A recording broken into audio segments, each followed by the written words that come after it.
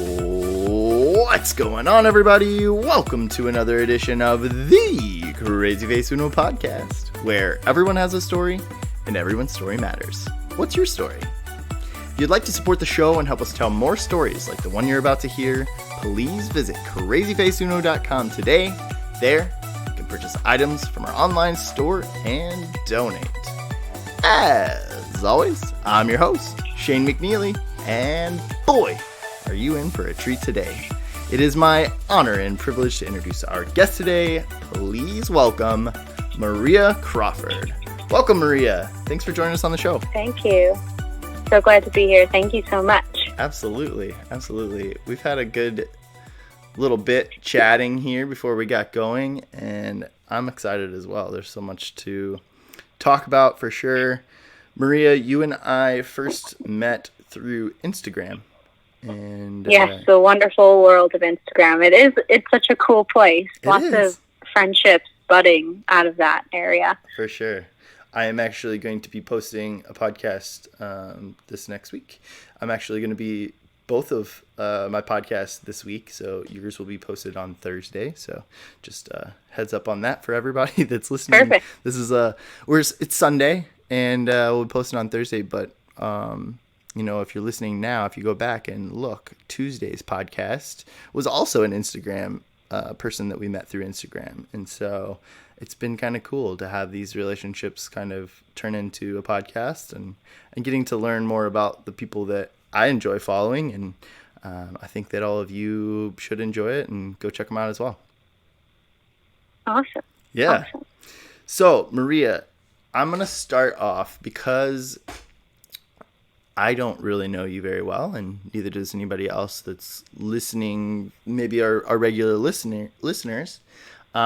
Would you do us the honor of maybe telling us 3 things about yourself that you think are important for people to know? Sure. So let's see.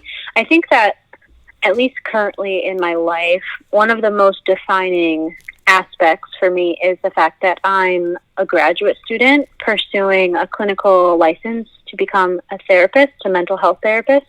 Awesome. So that's kind of the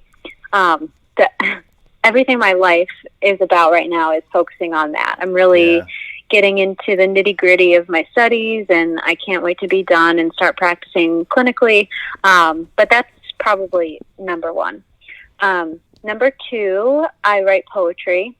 Yes. And I'm about to self-publish a book. Mm-hmm. I'm really excited about that. It's been probably about 3 years in the making, so I'm very excited to get it out there. Yeah. It's just about done. And then the third thing, honestly, I think that living in Maine, Portland, Maine, is a big part of who I am right now, too, because I've moved around quite a lot, and I feel pretty at home here.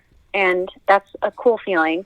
I don't know if I'll be here forever, but I really think it's a cool place, and I've been enjoying it. And so those are 3 defining aspects of who I am right now. Those are awesome. And yeah, I love all these because, I said I've been following you on Instagram. And so these are all different parts. Like we've had a little bit of conversation about, via Instagram as much as you have on Instagram with people. But, when I first moved to South Florida and, we kind of shot like, hey, like I've moved quite a bit in my life too, but you have definitely, you were in that trophy for the most moves in your life, I think. Yeah, I'm on number 17 right now. 17. Dang, Maria, that's crazy. I know. I don't even know how it all happened. I mean, if you think back to, I was a child and I've moved 17 times since I was born. It doesn't sound that bad, but I think, in relation to an average person, it's a lot. Yeah, for sure. Yeah, I've moved, 5, 6, 7 times. I don't even know. I'd have to count them out. Sounds more like it. Yeah, but it's never easy. Every time has its own difficulties, but I think there's an element, and maybe you can speak to this a little bit as well, but I think there's an element that is trying, but it can be a healthy challenge. It kind of takes you out of your comfort zone and kind of forces you to think differently, and not get stuck in that day-to-day routine that we all kind of thrive and strive for and thrive in. But I think there's a lot of growth that comes when we kind of get outside of those comfort zones, Oh, for sure. I totally agree with that. I grew up, I'm sure we'll get into this a little bit, but I grew up in the Midwest, and it wasn't the most diverse area. And so, I always felt a little bit uncomfortable by that, by, being in such a place with so many of the same types of people. And moving has really expanded my mind to learning, different paths and different people and different cultures. So it's been a wonderful learning experience, if anything. Yeah, absolutely. I relate to that as well. I'm, born and raised mostly in the Midwest as well. I was born in Indiana, moved to Illinois. So I've spent a bulk of my life in between those two states, but I've moved around a bit outside of that as well. So I get it, definitely not the most diverse area in the world unless you're in a bigger city. But yeah, then, we just moved, my wife and I just moved to South Florida from good old snowy, cold Minnesota, St. Paul, Minnesota. And so. Oh, I spent almost all of my summers of my entire life in Minnesota, so I am also familiar with that. Awesome. I'm so excited to talk to you. This is going to be so much fun. Yeah. Maria, let's dive into number one of the things we should know about you. Graduate student. What was your undergrad in? My undergrad, I went to Montclair State University in New Jersey. Okay. And I studied family and child studies. Nice. So that's kind of like a glorified way of saying you're either going to be a teacher or you're going to be a therapist. Yeah, for sure. I thought I was going to be a teacher, but turns out throughout my studies, I realized I'm much more invested in the emotional side of things than the academic side of things. Totally. Long story short. Totally. Right there with you. Now you're in a graduate program, and I believe you said that's for counseling. What was your exact... Yep, that's right. What is the exact title? So it's I'm going to Marshal University, and it's just a Master of Arts in Mental Health Counseling. Nice. Master of Arts in Mental Health Counseling. How far along the program are you? I've completed about 12 credits out of 60, so I'm fairly new, but I think that I feel like I know more than I have studied. Just I read so many books, and I'm so interested in the topic that I think a lot of it is also self-study and how much you can learn on your own time and continuing education. But I, with all the moving that I've done, bounced around a little bit, but I am looking forward to being done in about 2 years. Cool. That's awesome. Yeah. Would you say that a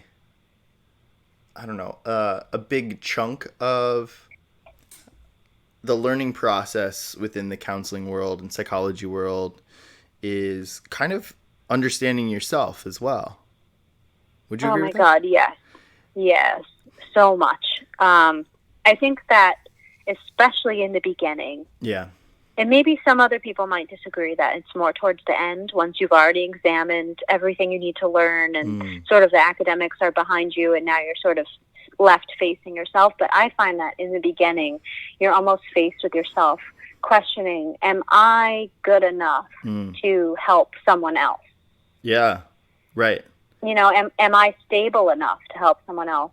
That type of question. Sure. And it's something that I ask myself a lot, but I think that you just have to get down to the theory of it and your heart, honestly, to see if you have that empathy to help other people in that way, selflessly almost.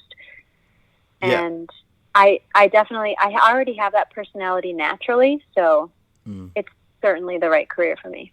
That's awesome. I would imagine there's an element too that, kind of knowing yourself, it's like that kind of practice what you preach. You can't tell somebody to go to the depths of their soul if you haven't gone there as well.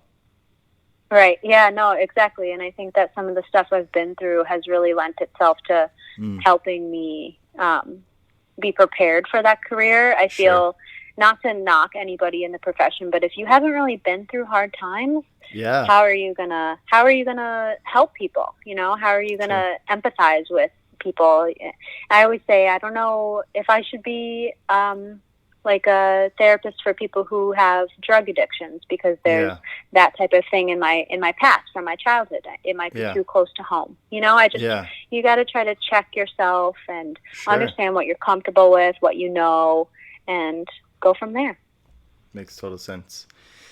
Let's dive in now to poetry, and you just finished your manuscript. Yep. I was super pumped about that. That was so cool. I can only imagine, you know, again, following you on Instagram, it's funny the things you get excited about when these like certain people that you follow, you're like, oh, cool. That's like really cool. They did like, that's awesome. You know, they completed it. And I saw you post that picture in your story of the big, massive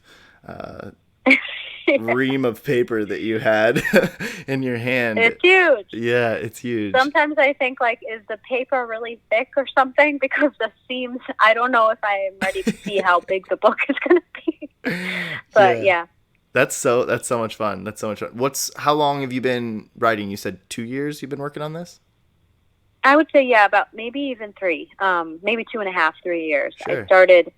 I've always kind of dabbled in poetry ever since I was a teenager, but that was more just like, you know, the emo kid stuff. Sure. But I went through some hard times in my past, and I found that writing about it just really, really helped me release those emotions, and a book came of it.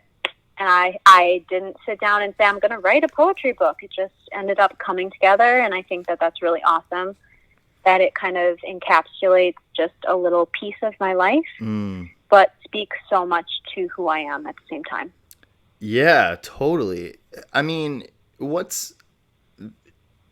it came about eventually. What did that look like? When did you decide that you're like, oh, wow, I look at all this writing I have. Like, what am I going to do with this? Let's make a book.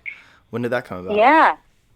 You know what? I've always wanted to write a book. I've always wanted to. I worked in New York City as a fashion editor back maybe 10 years ago, which sounds like an eternity. But I would go to fashion events and cover them and write about them. And I love writing. And so I always thought, oh, maybe I'll write, you know, a story about my life, or because my life has been a little bit non-traditional, but it just never came to be.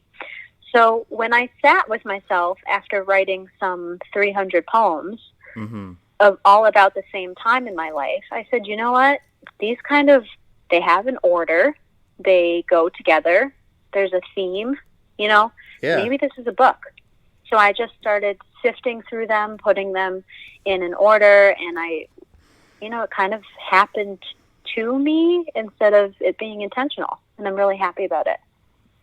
I think that when things like that come about, it feels very good. It feels like you're like that light bulb going off where you're like, oh, wow, like there it is. Like there's the idea. I love that creative process. I can imagine, especially, you know, poetry in the type of poetry that you write, specifically, you know, very vulnerable kind of feelings, maybe helping with some past trauma or some past, you know, stuff that you've gone through. Is that make you nervous to put that out there?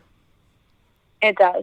And that's a really good question. It's vulnerable. Yeah. I wrote this book during a major breakup in my life. Yeah.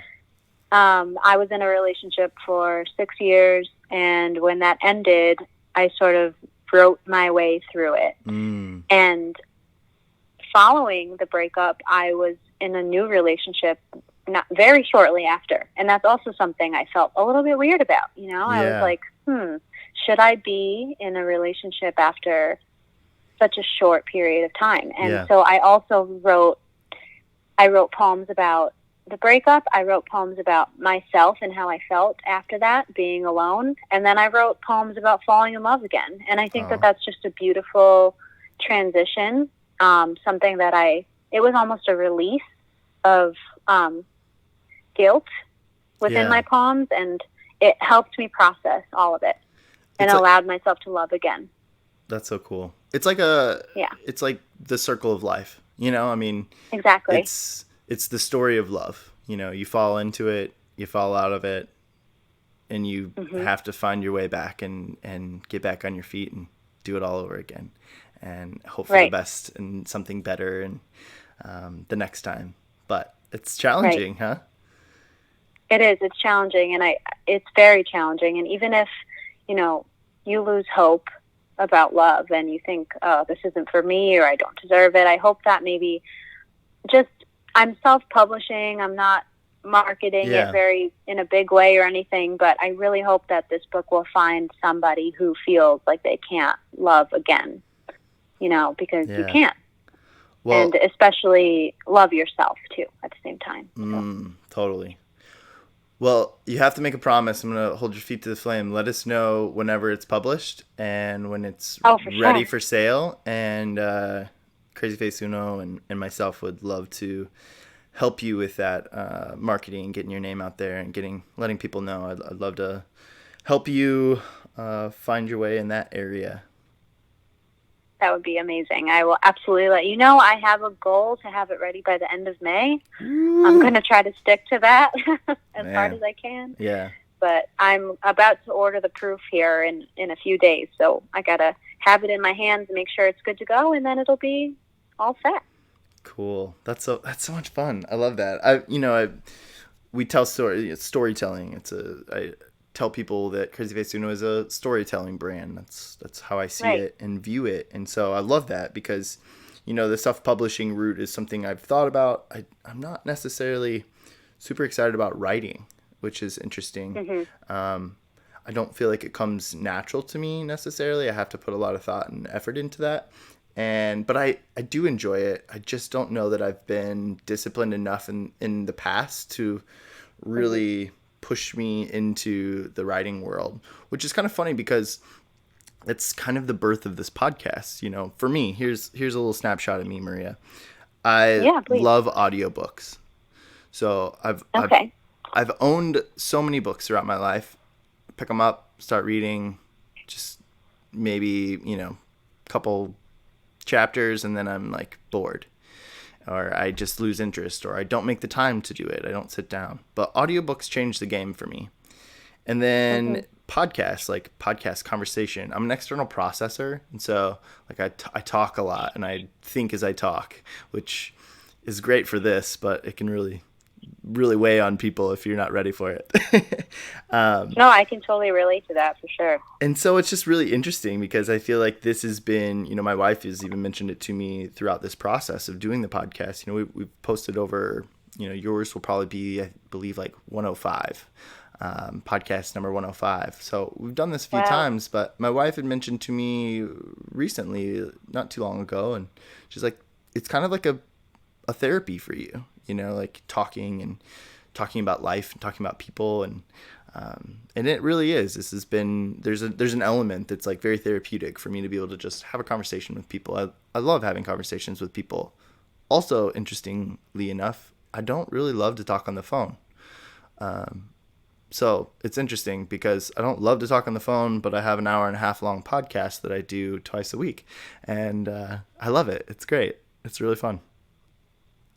No, I absolutely agree. And I can relate to you, too, because I don't really love talking on the phone either. But there's something different about the intention of recording a podcast, right? Totally. It's as if you're like, okay, hey, we're here, and we're going to get deep in this conversation. Exactly. And I don't know about you, but me personally, I wish that was sort of like a disclaimer when I enter a conversation with a person in real life. Like, hey, let's have small talk for a second, but if you're not interested in going deeper, okay, I'll just go my separate ways. Just tell me. I totally get it. Yeah, it's so therapeutic, and it's really great to kind of dive deep with people and learn more about them. Totally. For sure. Yeah, so maybe someday we'll CrazyFaceUno will publish something fun and little short stories. I even just made a little note of it because I've write this down all the time. But I was like, book of short stories, you know. I love that, and you should. Cool. I push you to do it. I know. It's liberating. It's scary. The scary. Self-publishing process is kind of weird because everybody wants to be published by a publisher, right? Sure. You think about, okay, I want to be published by one of the leading publishers. That would be great. I'll get my stuff out there. But you have to sacrifice your creative direction very often when that happens. I would rather take this into my own hands, especially for something so personal. So self-publishing I think it's sort of a new trend, and I'm into it. I agree. I think it's a combination of, all these different platforms that we're kind of talking about, whether it's, YouTube, it's really, it's affected the media, just social, or not even social, our mainstream media, because it's hard for them. I mean, you and I can take an iPhone out, we can go and record a story, we can write something about it and post an article. Like, it's that easy. And so it really affects that industry, in a lot of ways with that. Now, YouTube is a new, it's flourishing, especially during this crazy time, this pandemic time that we live in. But, that really pushes things. And I think that it allows people to, create things like we're doing here at CrazyFaceUno, but just to be able to take a risk, take a chance, and go for it and see what people are interested in, see what sticks. And then there's the podcast world on top of that, that's also very similar to that. You look at some of the big name podcasts, a lot of them came from humble beginnings and rose up and have their brand, and the idea that you can kind of market yourself and you can kind of create this brand, which is basically what you've done. I think it's great, and I think it's a great way to do it. And especially when you start networking and having these relationships with people that you follow on Instagram and that follow you kind of build this rapport with people. It's like a little community. Totally. And we were talking about that beforehand, before we got going and recording, that you have a lot of like rapport with a lot of that community. You're the Maria Crawford community. And I think that's really cool. And I think I think it's smart. I wouldn't be looking for a publisher necessarily either. I think I mean, can you imagine if all the musical artists maybe were able to just do whatever they wanted? This is just one example, but I mean, I know I'm a big fan of Lady Gaga, and this is sort of an offshoot, but I know that she's spoken on the fact that her creative process has been stifled in the past, and I know she's not the only one. Imagine all the artists that we love are very famous. We're able to just be exactly who they are without the worry of, all of that fitting into a certain box.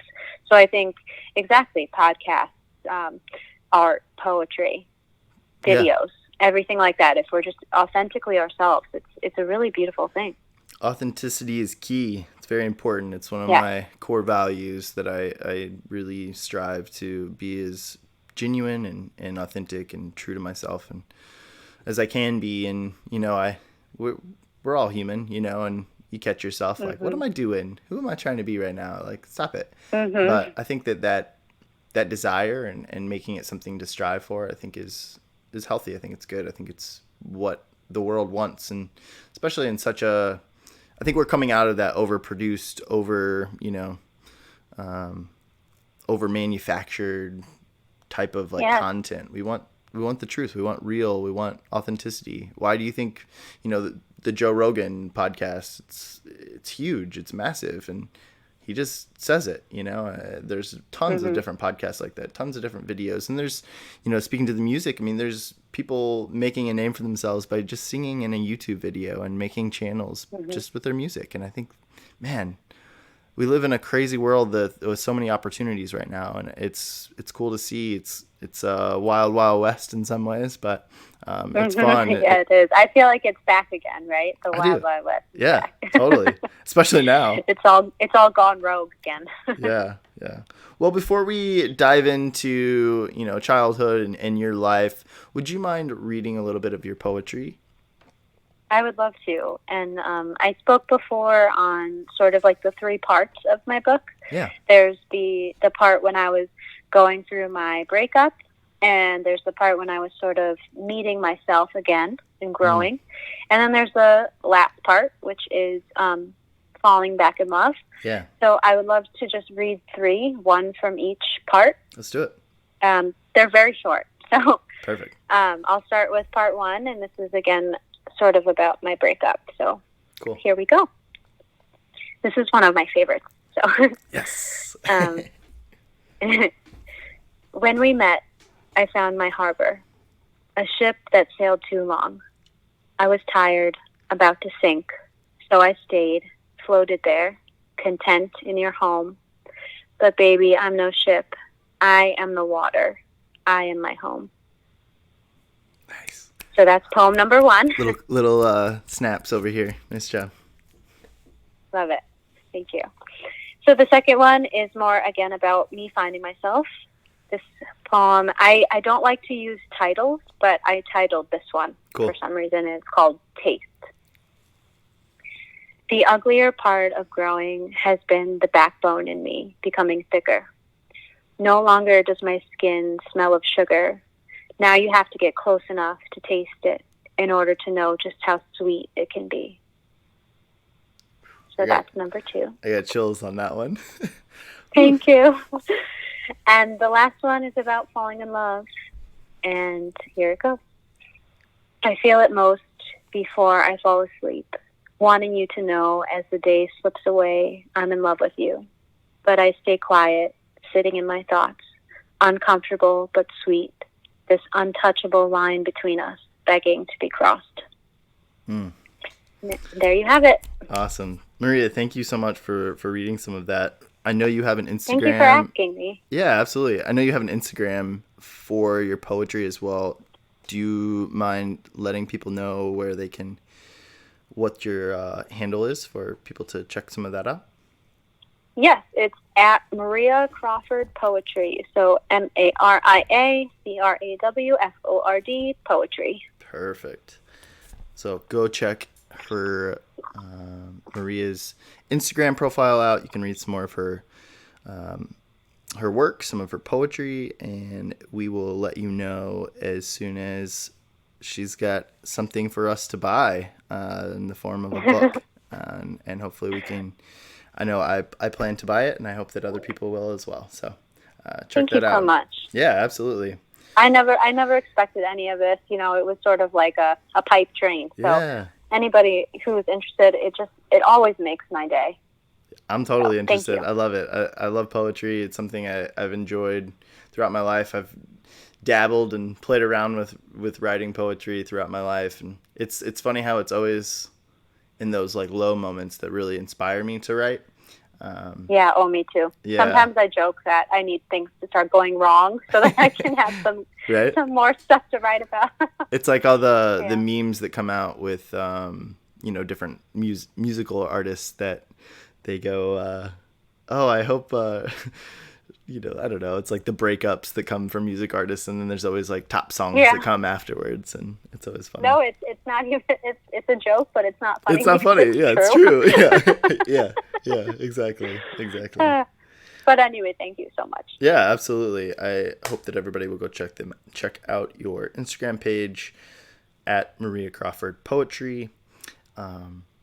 It's a fun page for sure. I've read through quite a few of your different posts and pieces, so it's really great. Thank you. Maria, let's throw it back to childhood. You ready to dig in? Okay. Are you ready? I'm ready. I know you're a sharer, so I am as well. I am. We're in for a good time. Okay. All right, Maria, why don't you start off? Tell us a little bit about your childhood and what your childhood was like for you. Okay. Oh boy. Well, that's a loaded question. I know. Well, let me start. I'm from Illinois. I grew up in the Midwest, good old Illinois, cornfield, central. Nice. I was born in Barrington, actually, but I lived in a little town called Crystal Lake. Okay. But as I said to you, I've moved quite a bit. So the majority of my childhood was spent in Bartlett, Illinois. Okay. But I'm an only child. Me too. I was really close with my cousins growing up. But I think that if I try to focus on the good parts of my childhood, I remember a lot of really fun traditions that my family had. I spent every summer going to my family's lake house in Minnesota. I don't know if you may have heard of it or not, but it was very close to Battle Lake, Minnesota. Mm-hmm. Sort of semi-close to Fargo. Totally. Yep. Yeah, so that's where a little further I up north. spent most of my summers. Yeah, very, very much, maybe not all the way to the tippy top, but it's a little bit further north. It's up there. And so, yeah, it was beautiful, and I really cherished that part of my childhood. But my mom's side of the family is 100% Italian, so I have a lot of Italian traditions, including, holidays and the food that we make. Yep. And salads after pasta. Oh yeah, and it's sauce, not gravy, where I'm from. Nice. Yeah, in New Jersey, which is where I lived for a little bit of a good chunk of my adulthood, they call it gravy instead of sauce, which is insane to me, but okay. Yeah. I'm a sauce guy too, so we'll go with sauce. Good. Sauce it is. So I've perfected my Nona's recipe, and I'm very proud of myself. But yeah, so my childhood those are the good parts, but I also, I told you I'm a sharer, and there were a lot of struggles. Both of my parents struggled with addiction. Okay. And I'm very, very lucky and blessed that my dad is 23 years sober now. Congrats. And my mom is she's doing okay. She's sober now, but she's had a little bit more of a hard time, but we have a really good relationship, and so do my dad and I. So I'm blessed and lucky in that sense. Yeah. But it definitely caused a lot of struggle in my childhood, for sure. Yeah. Yeah, I can imagine. So yeah, it had a lot to do with all the moves, the instability. But I think, you know what? I try not to be a sob story, I try not to be like the girl who has all these family problems and who had so many struggles as a kid. I try to be the person who had a hard time but learned a lot from it. And I think that I did. And I keep using the word lucky, but I am, because in a sense, I really think I could have ended up on one of two paths. And that's either the path that you kind of go down the same road that your parents went down, and you end up with the wrong crowd, and you end up, sort of self-medicating and upset, or you go down the path where you grow, you learn about yourself, you take those lessons as an opportunity to grow, and you try to push through. And I think that I like to say I'm on the latter path, because I do my best every day to use the lessons that I had in my childhood. Good for you. Towards being a better person and an even better therapist. I know in the beginning of this, we said, if you haven't been through anything, how are you going to help anybody? Well, I have my fair share of stuff that I've been through. But I'm grateful for it. Yeah. So, yeah.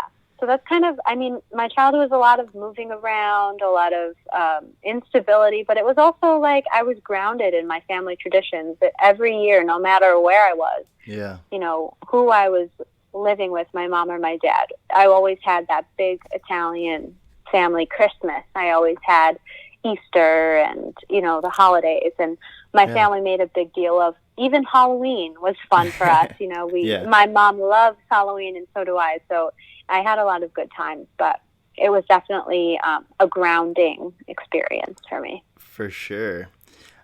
I was going to ask you about traditions. Is there any traditions that are, that you can think of from your childhood that really stick out to you? Well, I think that my mom really ingrained Halloween into my mind, and maybe it's because her and I are both of black sheep of our family, so I like to say we're just like a little bit different. Sure. And as much as we really love the traditions that some of our older relatives had put in place, we sort of wanted to create our own. And so my mom would always make a big deal of Halloween, because it's not a religious holiday. It's sort of just like something fun for everybody to do if you choose to celebrate it. So she would take me and my friends to this little pumpkin farm every year and drive us down this road that was meant to be haunted. And can I swear on this podcast? Go for it. Yep. she would scare the shit out of us on this haunted road.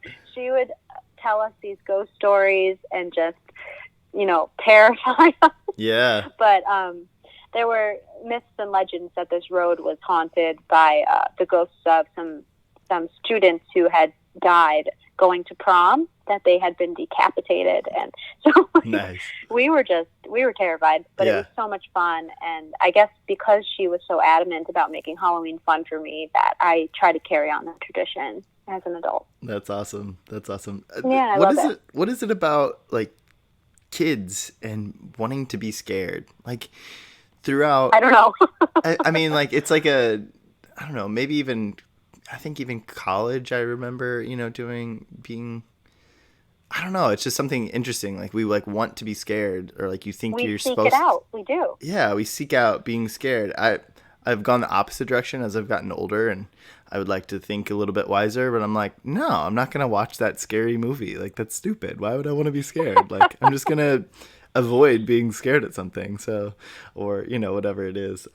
We used to do the same stuff, and, every once in a while you still get caught up in it, but it's so funny about kids and being scared. You just, like, drink that stuff in.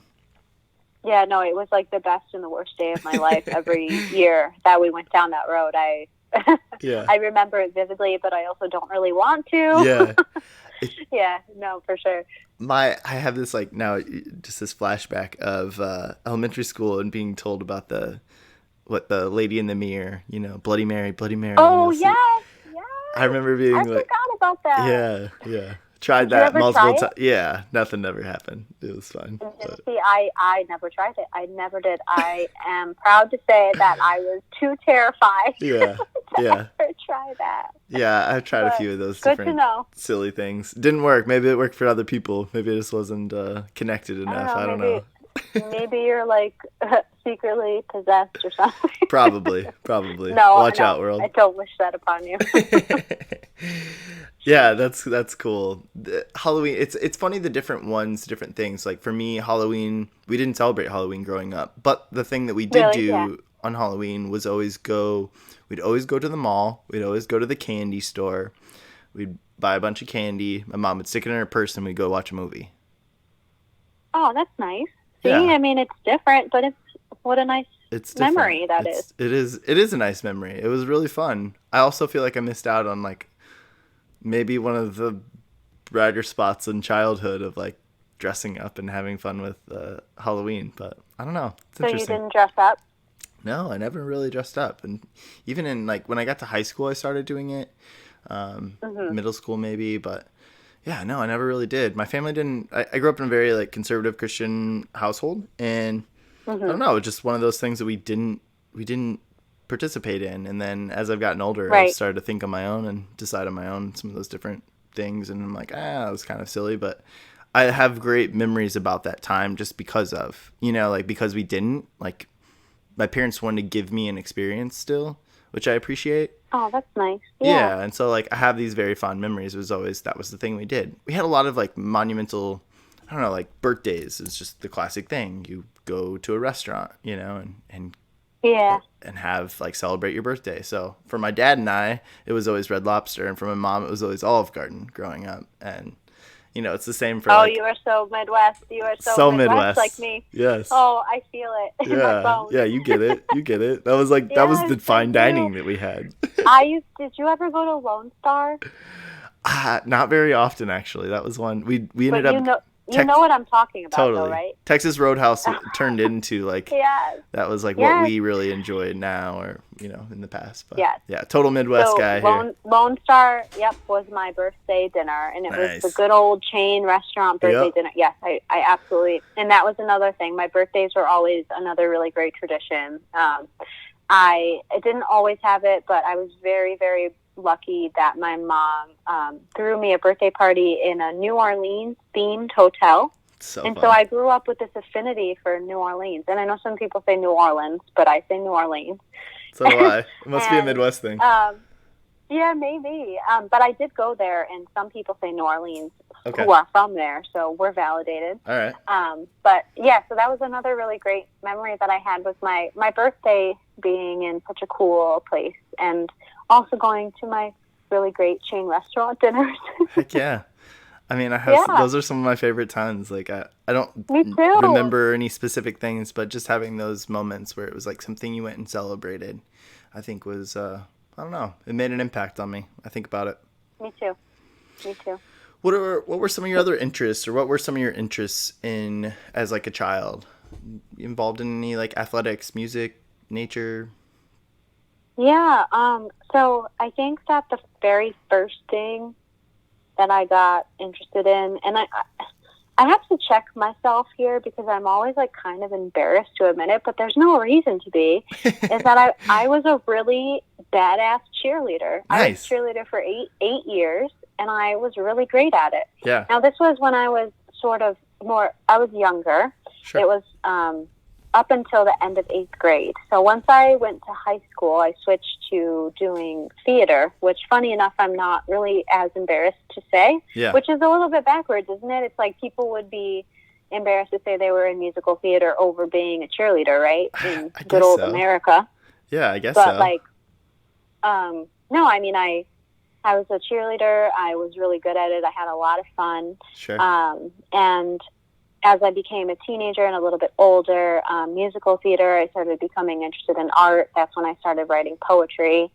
I've always been interested in that type of world, like the artistic world. And that's actually what drew me to moving to New York City when I turned 18. So I think that it all had its own path. Nice. That's cool. That's fun. Yeah.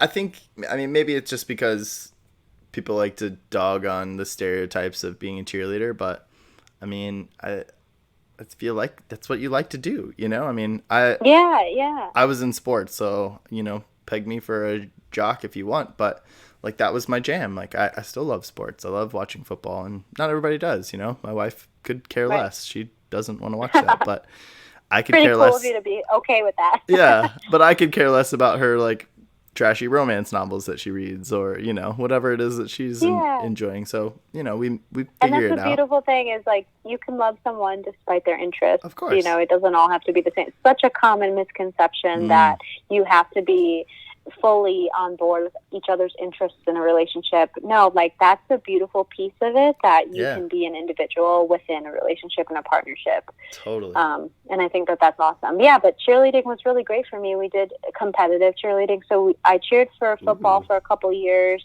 And then as I got older, it was just strictly competitive. So I was the flyer. I'm only 4'11". I'm very, very tiny. Oh, wow. That's a fun fact. They were the ones. Yeah, I'm very short. So I think it comes from my Sicilian background. Nice. But I was the one who got thrown up in the air. It was a lot of fun. It was very challenging and athletic. And I had a great time with it. And then once I transitioned into theater, I had a great time with that too. I love singing and dancing and stuff like that. So I had a lot of fun with all of it. It just reminded me, I saw this video the other day. It was a dad that was holding his like probably 3 or 4 year old girl, and she had like all the dance, you know, all the cheer stuff, and he was like lifting her with one hand and in her feet, and she had her arms down to the side, you know, just tight, and she had her body nice and straight, and he'd like throw her up, you know, and I don't know, he was doing a bunch of different like cheer you know, type moves, and like flyer type stuff. And I think it's really cool to see like kids doing high level, like little kids doing high level, like whatever it is, you know. I've watched some of those athletic stuff, right? Yeah. Like, no, and not even just athletic, anything really. It's like they get so interested in it that they're already good, you know, even for a young age. When you see kids that are awesome, like really 5 or under cooking or boxing or dancing or, you know, singing or, you know, doing cheer singing moves. Especially, can you believe those videos of the little kids singing? You're just like instant tears. Blows my Talk totally. About instant tears. Instant tears. There we go. I love it. What did you say you wanted to be when you grew up? When I was a kid? Yeah. Oh boy. Well, that's funny because I don't know why, but I'm imagining, when you asked me that question, I'm imagining the picture of myself in a devil costume when I was 7 years old. Like having no idea what life even is. But I think, you know, there's a funny story, and there's absolutely no reason for it. But in 4th grade, we had to do like a report on careers. Yeah. And for some reason, I got obsessed with the idea of being a paralegal, like for a lawyer. Like, that's so funny. Like an assistant to a lawyer. Yeah. And I don't know if it was just the word itself, I love it. or something, but I think that I always had my eye on teaching in some capacity, and although I'm not a teacher, I do have a hand in that still, because living in New Jersey, I had a tutoring business where I taught English as a second language, and also early childhood education and some special education stuff. So I really did enjoy that, and I had fun teaching. So I think a part of me always knew that I wanted to work with people, helping them in some way. But it obviously, grew into something bigger than that once I knew what I was really talking about. But I always thought that was hilarious that 4th grade Maria thought I would be a paralegal. What is that? That's my favorite. I love it. That's one of my favorite questions. I ask, like, it's one of my standard questions I ask all my guests, and I love it because you get just such random things, from astronaut to paralegal to dump truck driver to I've gotten so many good answers. I love it. It's one of my favorites. So I mean, I always thought I was a witch as a child, so I also thought I was just gonna like go into the woods and be a witch by myself. But that's just another creepy fact about my only childhood. We're learning so much about you. I'm a little bit of a weirdo, but I'm into it. I love it. I'm embracing it. I love it. That's so much fun. A paralegal. Paralegal witch. Yeah, a paralegal witch in a devil costume. Yeah. Perfect. Yeah. You need to write a poem about that. Just are you scared fit it in there somehow. Yeah. Well, if we Halloween, I told you. Yeah, you clearly enjoyed it. That's awesome. You've talked a little bit about how, you had some struggles as a child. Mm-hmm. How do you see those things, some of those different struggles you had, and, maybe your life today, and how those have really kind of culminated into who you are? Or, you've mentioned, like, it's made you who you are today. So you've obviously, sounds like you've learned some lessons, and you've learned some things throughout your experiences in childhood. And, before we get to kind of adolescent, high school time, are there things from, the early times of childhood that you feel like you've maybe learned a few things, or have some lessons, or have some pieces of you that have, grown into who you are because of those things? Oh, yeah, for sure. And I think, honestly, my early childhood years have been some of the most defining years of my life. I think that those years have helped me develop so much compassion and empathy for others. My parents were divorced when I was 4. Okay. And I spoke a little bit before on how my parents both struggled with addiction. When I was 4 years old, they were both in the trenches of it, like the worst parts of it. So I think as young as I was, obviously children are intelligent and they're beautiful, so they pick up on stuff. Yep. And I know that I did too. And so I think that although in some ways this is also what caused a lot of the struggles that I have as an adult, in terms of like feeling some of my attachment styles, some of my needs in romantic relationships, stuff like that. It also helped me be a really great caretaker, a really great person at empathizing, a really compassionate person, because I was always, I don't want to use the word forced, but I needed to step up into the role of a caretaker a little bit too much as a kid. But as I grew up and I learned, and I was able to sort of process some of my traumas, some of my baggage, some of my, story, I think that I learned how to make it a positive and how to, I guess, just grow from it and be a better person from it. So I really am a kind, understanding person because of my struggles, and even though it was really hard, I would never take it back, because I honestly the biggest takeaway from it is I never want to see anybody else hurting. I don't like to see other people in pain, suffering. I don't like to see people having hard times. So if there's anything I can ever do to step in, offer some advice, some guidance, just honestly, just to be someone who can listen, it brings me a lot of joy. And so I think that it's really formed me.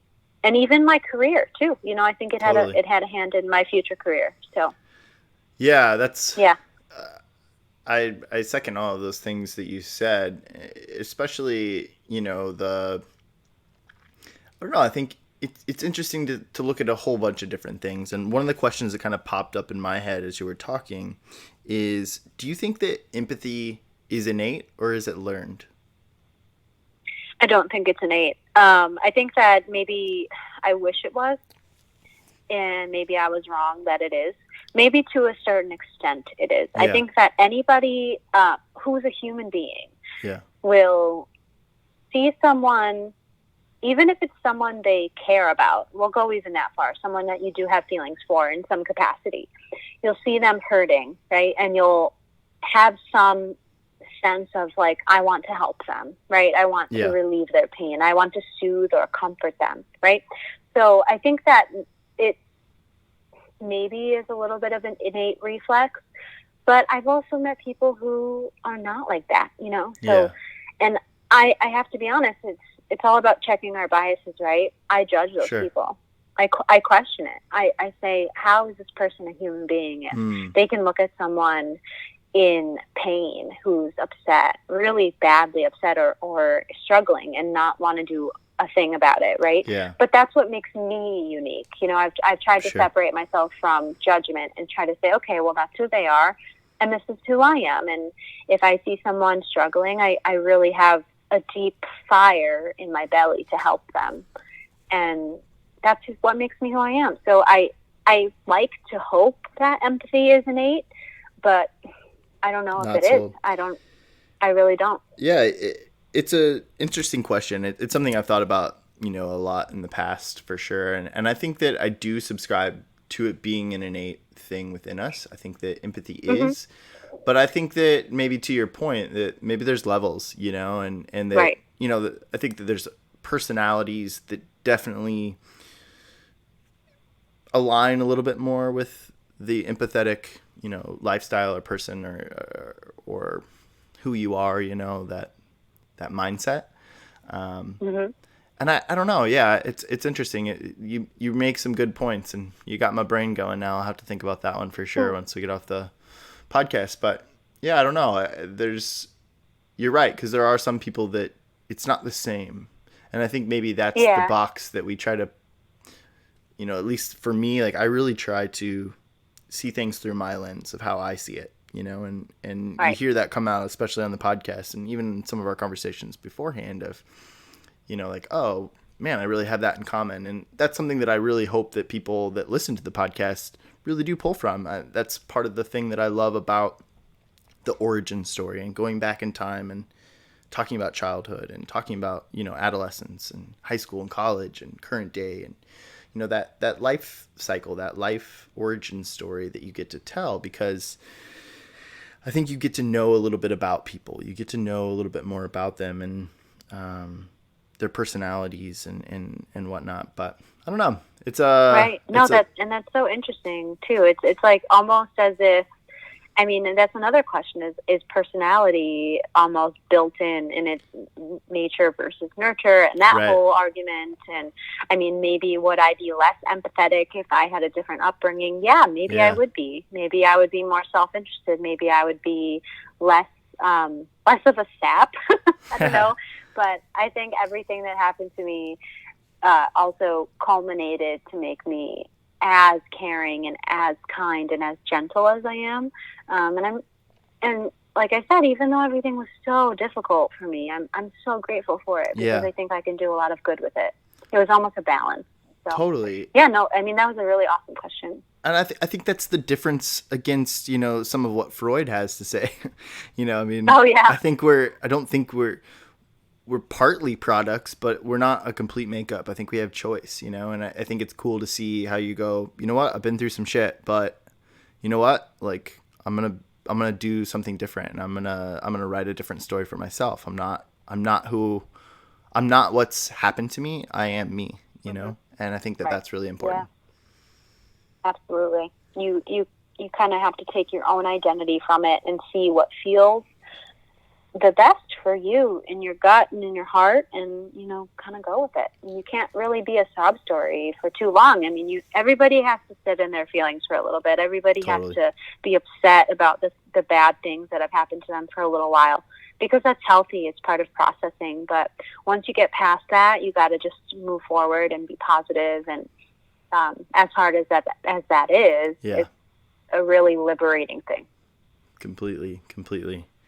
Man, I was thinking about a couple different questions here as we kind of progress things down the life of Maria. But how many times did you move in as a child before middle school? Okay, let me think about this. Well, I've moved. Let me think. I think I moved maybe a total of 8 times as an adult. Okay. And 17 times in total. So what is that? Can you do the math for me? Yeah, 9. Yeah, 9, maybe 9, 10 times as a kid, and a little bit less as an adult. Okay, yeah. Cool. Well, let's move into kind of that adolescent, that middle school, high school kind of time frame. How would you describe yourself as a student? Okay, so this is a fun question. When I was younger, I had a hard time with school. I missed about 40 days of school per year as a child. And I think that had a lot to do with my upbringing and my unstable environment and all that stuff. But I don't know. I honestly don't have an answer to this, but somehow once I got into high school, I had some interest in getting the hell out of there, and I graduated at the end of my junior year. Cool. So I went to my advisor and I said, I can't take this anymore. I was not a high school person. I didn't like it. I said, I need to get out of here or I'm going to drop out. And obviously I don't think I would have dropped out. I was fed up that day. Yeah. But my advisor, what a wonderful, wonderful person that person was. He said, you're not dropping out of high school. You're going to graduate a year early. And that sounded so wonderful to me that nice. I took a summer school class. I did some online classes and I passed some aptitude tests, and I graduated at the end of my junior year instead. So good for you. That led into me being super, super smart in college. Like maybe also not just smart, but also psycho, that I kept a 4.0 all the way through. Ooh. Still have it somehow. I don't really... Look at you. I think it's just a lot of discipline. Yeah. Just a lot of studying and pushing myself and being a self-proclaimed perfectionist in that area of my life. But so I went from a kid who didn't know what the hell was going on in elementary school to get me the hell out of here in high school to I need to be serious about my academics as an adult. Yeah. Yeah, man. Yeah. That is congratulations. Nice job. Thank you. Thanks so much. 4.0. That's no small feat. That's a very, you should be proud of that accomplishment. That's really good. I do see it as one of my accomplishments, but I also try not to get in my head about it, because if I get an A- one day, I don't want to, implode. Yeah. And I know that you do. I've come to terms with it. I know you do talk a lot about, some, your own mental health and anxieties. Does that perfectionistic, that, that ambition in some ways, does it cause you anxiety ever? Yeah, it does. I think that... I feel that too. Sometimes I'm just really hard on myself because I think that this is wrong of me if I'm being very analytical, but I think that sometimes I look at what I was able to achieve in the past and I hold myself to that in the present. And I think that that's unfair, because no current situation is identical to a past one. And so although I was able to achieve a 4.0 all the way through my undergrad, I think that I need to cut myself some slack if my life doesn't look quite the same and I don't have the same support, or I don't have the same environment, or I don't have the same amount of time to dedicate to my schooling. It's all just a perfect storm of what you're able to do or not. And so just the fact that I know that I can achieve that, and it's just a product of my environment from here on out. And also, of course, my own, ambition and dedication to it. But I can't beat myself up if for some reason in the future I don't achieve the same level of success, because now I know I'm capable of it. So anybody who was successful in the past, and maybe is having a hard time now, it doesn't mean that you're no longer that person. It means that, the circumstances of your life may be different and not supporting you as well. So that one, that one hit home, Maria. Thank you. Yeah. I'm glad. Yeah. No, it's just a perspective that I have, because I've tried to cope with my perfectionism. I've tried to cope with being overly harsh on myself. And I think that that's the conclusion I was able to come to. Yeah. I wrote that little time frame down because that one stuck out to me. That one kind of hit me. I gotta think through that one. I gotta process that a little bit. That was good. Thank you for that. Of course. No, I'm glad I hit home. I mean, think about it. If you're all of a sudden a working parent of kids and you're married, are you going to be the same person that you were when you were a single student or something? No. So, I mean, are you going to beat yourself up because you're not achieving the same stuff that you were achieving in the past? Or anything really can be a different circumstance. Your stress levels, anything. So I think that it's all about perspective. It's all about kindness and grace for yourself, and just understanding that if you've made an achievement, that is always going to be yours. So totally. Yeah, we hold ourselves to weird expectations. Yeah. Especially, I'm constantly reevaluating those things. We talked about, one of those expectations I have, just for the podcast. I don't edit, and it's like one of those. It's that same type of thing in some ways. Of sometimes I reevaluate some of these different expectations I put on myself, or I put on other people, or I put on this business or whatever it is, and I go, is that the hill I want to die on? Is it worth it? Like, is this like me stressing about this, me being anxious about this, me like, getting frustrated or upset? Is this worth it? Is the result of my response to this, is it worth it? Because sometimes it's not. And I have to talk myself off that ledge sometimes of going, you know what? That's not the thing that I need to focus on, or that's not the thing I want to do, or that expectation isn't realistic. Let's reevaluate that. Let's set one that's a realistic expectation. Or like you said, I'm not that person anymore, so that expectation shouldn't be this. Or, that's a very interesting, to tie it into something else. It's the same with who we are as how we change, mentally. We're also changing physically. And, I talked about, like, I love sports, and I've realized over the last several years that I'm getting a little bit older, and that though I want to push my body to the extent that I used to when I was younger and in my athletic adventures, I am not capable of that anymore, and I'm not doing all the same things, so my body doesn't respond the same way and doesn't do the same things. And that's an ego blow, isn't it? At times, yes. It kind of says, oh, well, what the hell? Why, why am I different now? But you have to, again, look at yourself with love and say, okay, where am I at right now? And almost, people talk about meeting other people at their level, right? You hear that phrase, meet them at their level. What are they capable of? Don't expect more than people are capable of. Well, why don't we meet ourselves at our own level? And we're all evolving.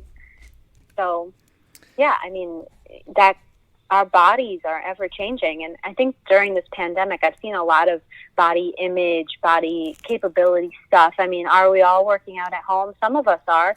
Some of us are just sitting on our asses doing nothing, And I'm raising my hand right now. And I'm one of those people, and I'm kicking myself about it. Yeah, a little bit. But, where am I at? I have to be gentle with myself and understand that my body is serving a purpose. So, yeah, again, academically, physically, emotionally, whatever it is, meet yourself at your new level of where you're at right now. So, yeah, it's totally really important. You gotta check in with yourself completely.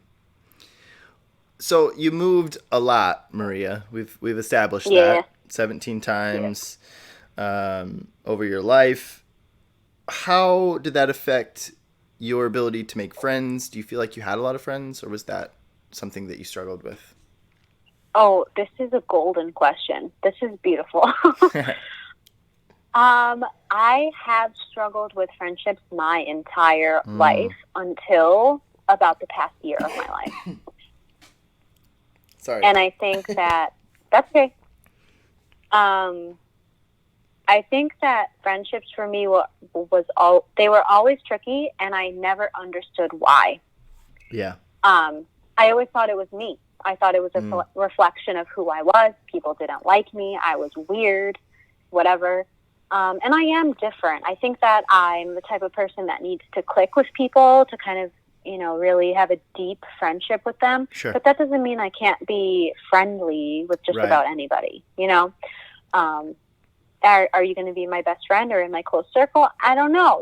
Maybe not, because I'm more selective. But if you are, I love you until no end. Yeah. And I think that took a lot of time for me to really grasp and understand.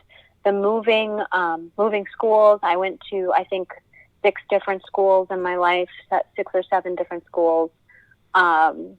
So that was really, really, really hard. I always was the new kid. I was always being judged and bullied because of that. And even still, moving to New York City at 18 and then very shortly after to New Jersey and then here again to Maine, it's like, I can't stay still. How am I supposed to hold myself, to making deep bonds with people? But something shifted in me over the past year. I don't know, maybe because I'm getting closer to 30. I don't know. Right. But I've accepted who I am.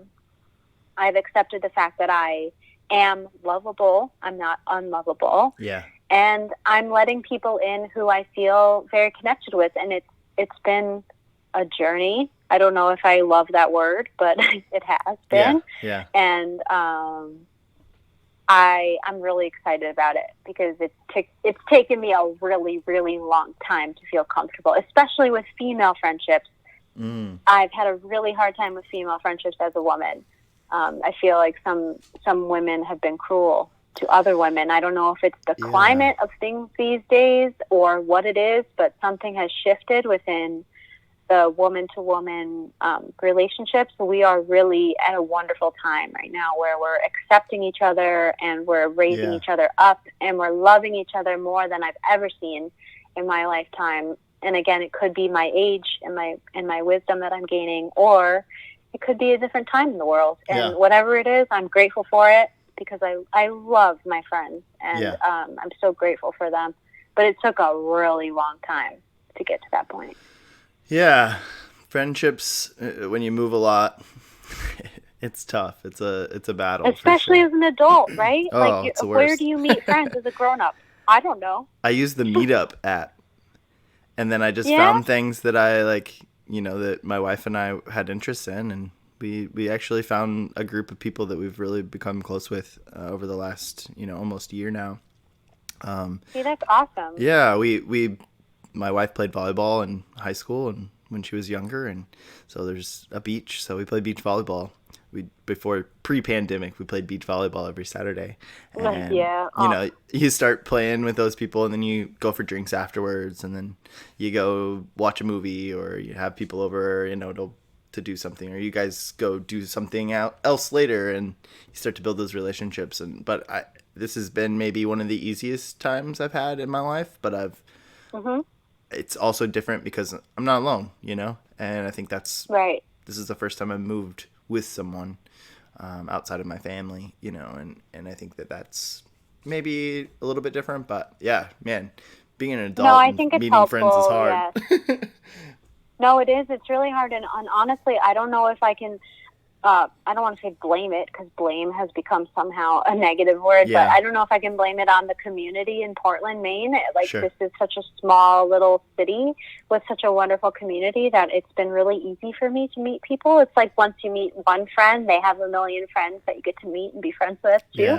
Yeah. Or if it's just my new outlook on it. But yeah, moving a lot has put a strain on my friendships. I would say I don't have any friendships that are from my childhood left anymore. Yeah. And that's sad. I mean, there's a couple people I keep in touch with, but we're not close. Yeah. So I would say, honestly, anybody who is listening to this who has, moved a lot, don't blame yourself for not having friends, right? Like, it's hard. It's really hard, and it's something that I think if you can find someone else with a similar experience, you will relate to each other. Mm-hmm. And not to beat yourself up about it, not to take it personally, because it's just a different path. Yeah. Totally. So we've been kind of talking in this adolescent high school time frame in a lot of ways. What was the relationship with your parents, during this time? And a question that kind of came up when I was thinking about this question was, when did they start getting clean? I know you mentioned the dates, or how long they've been sober, but is it somewhere along this lines, or what? How did this relationship, I guess, with your parents kind of evolve over time? Yeah, no, that's a great question, and it's a really big part of my story too. And my relationship with my parents during my adolescent and high school years was tricky. As a younger child, to throw it back really quick, I was very close to my mom, and that was because when my parents got divorced, I was 4, and I lived with my mom primarily. Mm-hmm. So I think I kind of clung to her, but I saw my dad a lot, and he was always there for me. But funny enough, into my adolescence, I became a little bit closer with my dad. And I think now, looking back on it with a little bit more wisdom and clarity, that's because my mom was still struggling with addiction well into my teenage years. Gotcha. While my dad got sober when I was 5. So he had been well into his sobriety by the time I was a teenager. And we were able to develop a really healthy relationship and bond, despite their divorce, despite the fact that he wasn't my primary parent, or household, I should say. Yeah. And so when I was 16, I actually moved in with my dad, and it was a struggle for a little bit because it was different. I moved in with him because living with my mom was no longer like a healthy thing. She was in an abusive relationship, so I needed to separate myself from that. And moving in with my dad was weird. He worked a lot. I didn't see him a lot, but I knew the love that he had for me. And he actually is the sole reason that I ended up moving to New York at 18, because he was the only one who was like, hey kid, you can do it. Like, you can do this. And I'm going to help you get there. He drove me there. He helped me move into my apartment. He was there for all the freaked out, I want to come home phone calls and stuff. So while I was a mama's girl as a kid, as I became a teenager, I was much closer with my father. And my mom got clean, I guess, a little bit more into my 20s. Yeah. But now she struggles with mental health. So Sure. I don't really understand her level of recovery right now, but it's definitely no longer as bad as it was when I was a kid. That's good. Thank you for sharing that. I do appreciate it, and I'm sure our listeners do as well. Thinking about, so we've talked a little bit about high school. You graduated early, so you graduated junior year. I'm assuming you're probably that 16, 17 range, probably closer to 17 by the time you graduated there. Yep, I was 17. What was kind of the next steps for you? I know it sounds like, turning 18 and moving to New York was a big step and something really big for you. What was this that year in between, or what was the next stages from high school to that next part of your life? Yeah, that was a really pivotal time for me. And I think that it was a desperate time for me. And I look back at it, and it sounds so brave, right? Like, 18-year-old girl moves to New York City alone. How brave. Yeah. But I think that I was desperate, honestly. Sure. If I'm going to get real with you, I was so desperate to get out of that situation, to get out of the Midwest, to break free of feeling like, so like a black sheep. Like I said, I was so different from my family. I was so different from my, people that I went to high school with, my friends. I didn't have a lot of friends because I had moved so much. Yeah. I just felt some deep calling towards something bigger. And so I remember vividly, I sat down with my dad over dinner one night. We were having tacos. Nice. My favorite. And I said, Dad, I'm moving to New York. And he said, well, how are you going to do that? And I said, well, I'll get back to you. And so about a week later, we reconvened over more tacos at the same restaurant. And I said, here's my plan. So I said, I'm going to get a job.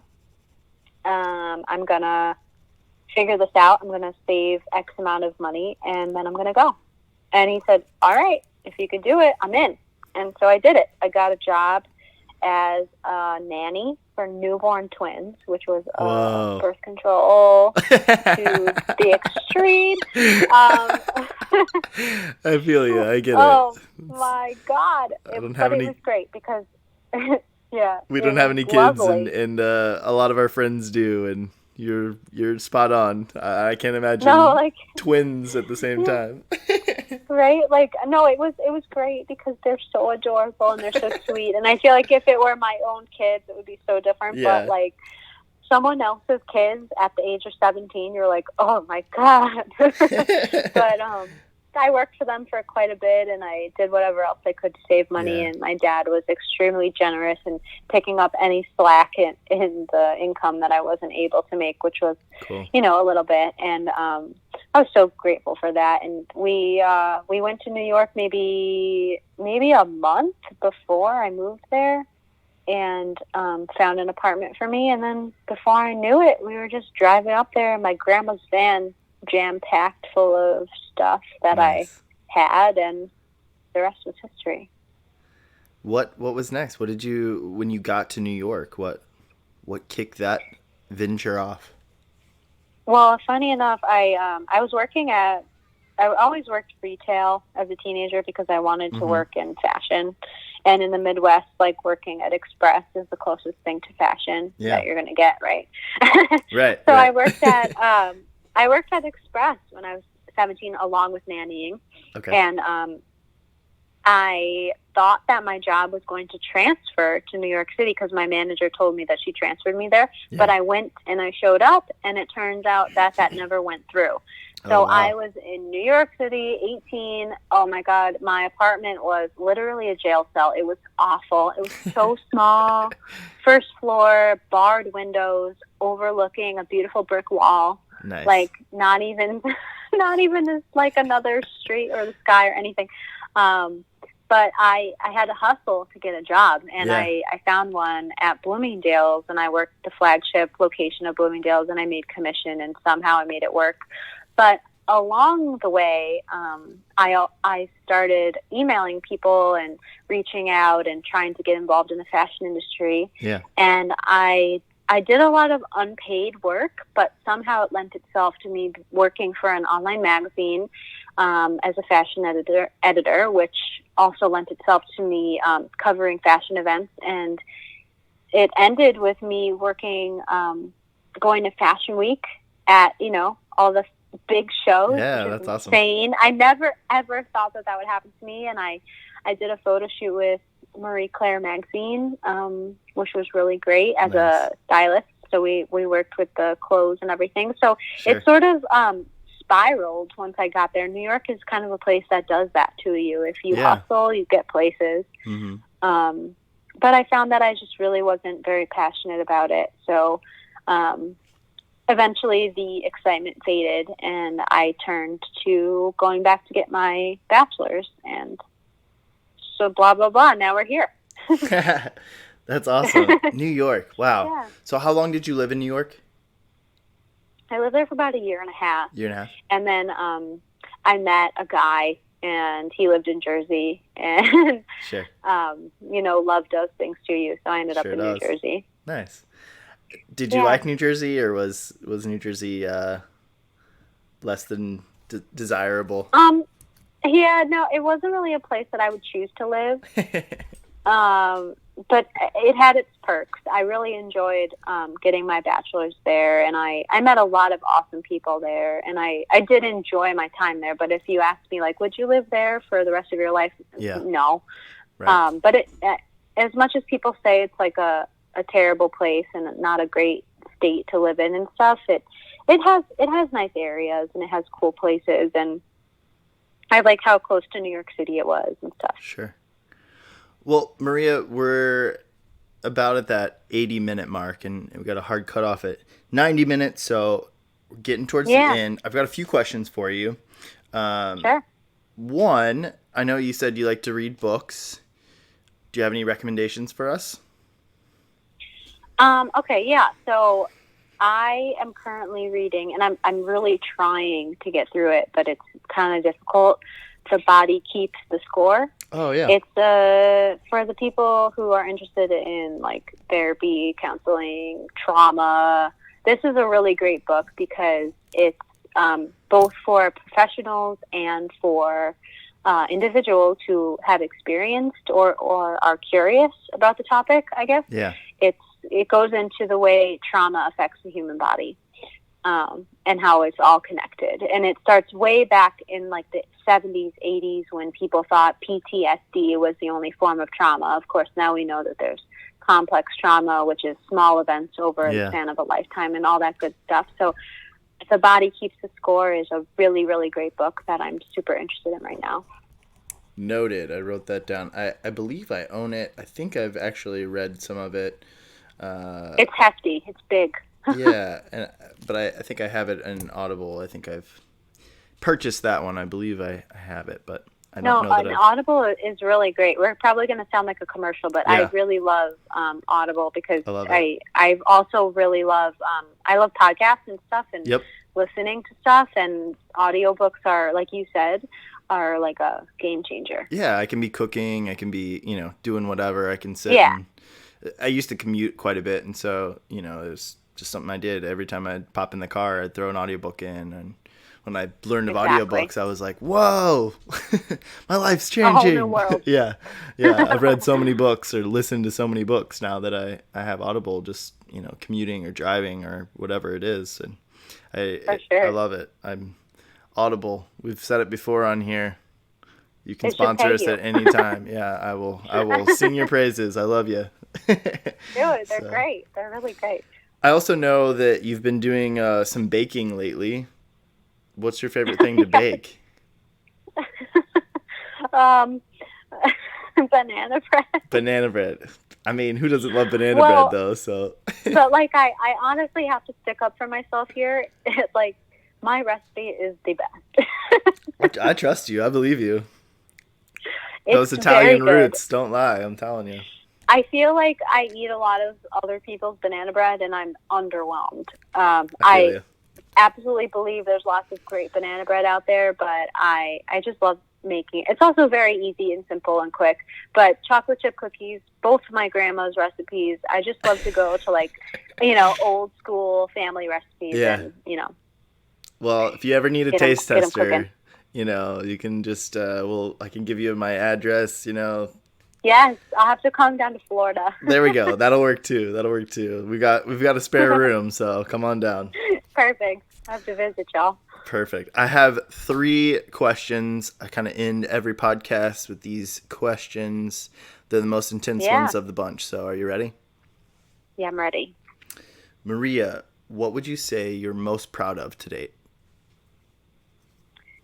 I think that I'm just proud of everything that I've pushed through in my life that has made me a better person. I haven't succumbed to the struggles. I've risen above them.